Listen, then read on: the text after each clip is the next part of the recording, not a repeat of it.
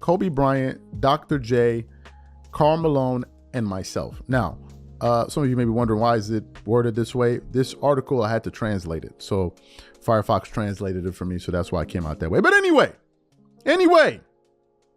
let's get to what Shaq had to say. Look, he said Michael Jordan is a GOAT. I don't think Shaq broke any news there, right? I don't think he broke any news there. Wow. Water's wet. The sky's blue. Who knew, right? So Shaq said what pretty much all of us knew.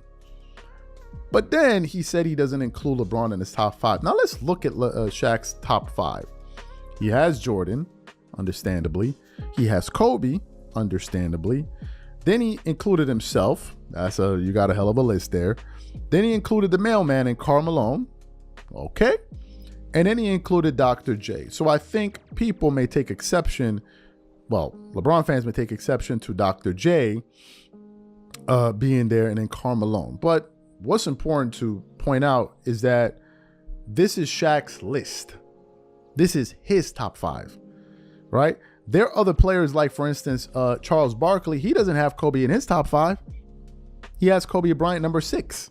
He has LeBron James number 7. Now, to LeBron fans, they probably running mad, hollering, screaming, twerking it up all over the comment section, slapping each other with honey, hollering and screaming, just basically disturbing the peace, just causing a damn riot. And that's what they're going to do all this season long. Y'all just get ready for it. They're going to be out here running down, breaking glasses and bottles of honey all over. It's just going to be a total riot. So we all need to be ready. We all need to be on guard. These LeBron fans, they're just going to be totally unruly this season. But the point is, everybody has their top 5s. Everybody has their top 5s, especially starting 5s.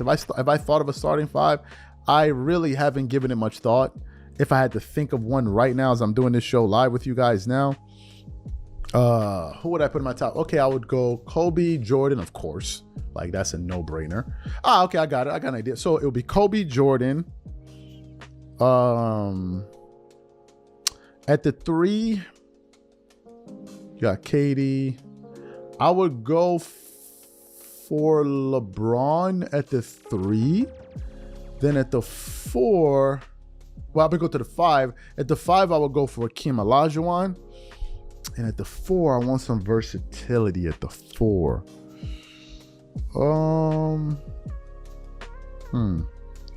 You got Kevin Garnett. You got Tim Duncan. I would probably go with KG over Duncan. And the reason I would go with KG over Duncan is because they're both obviously excellent defenders. But KG seemed, when I watched him, seemed to have a little bit more lateral quickness. He seemed like when there was a switch, he could guard the ball handler, whether it was a 1 or 2 or 3.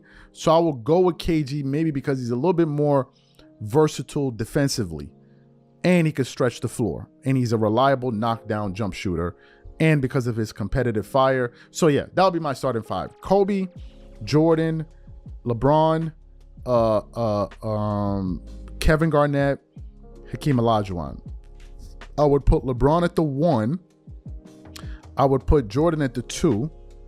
I would put Kobe at the 3, KG at the 4, Hakeem Olajuwon at the 5. That's how I'll play out I'll put LeBron at the 1.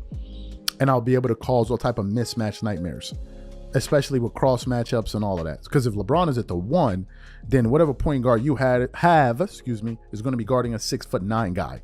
So that'll be my starting lineup. I'll have LeBron at the 1. Kobe and Jordan can play off of each other. They'll be my wings, and they'll just terrorize you. You have basically a 2 and a 3 guy that have what? How many all defensive? They have what? 21 all defensive team selections and 2 defensive player selections between my 2 and my 3.